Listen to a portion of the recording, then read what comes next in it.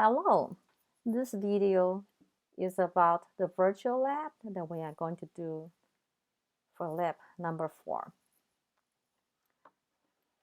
Yeah, you will navigate to this website by Washington University.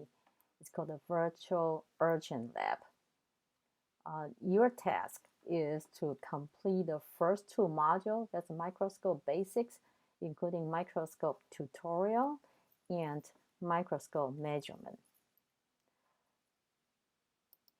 As you click on the first module, microscope tutorial, you should be able to just simply follow the step as you read the instruction, and it will guide you through each step.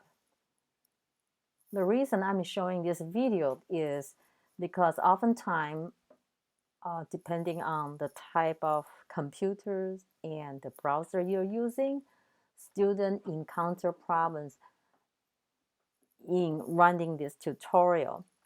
Is because the browser sometimes may block certain functionalities of this website. I recommend that you use Google Chrome as your browser because it gives you a little bit more control in terms of the security features. So I'm using Chrome right now.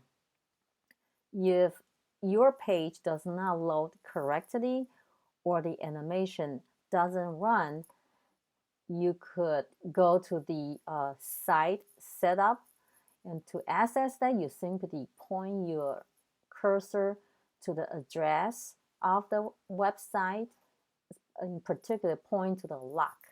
So when you point to the lock, that Google Chrome will show you various configuration for this site. Currently, it's set as flash block and notification block, which is fine. But you say, well, so what is the problem? The problem often occurs if the JavaScript is also blocked. So if your browser or your current setup is that the JavaScript is blocked, then you need to enable it. You need to turn it into allowed. So this is my current setup. As far as I could tell, it seemed to work pretty well. So you could go down the list and check.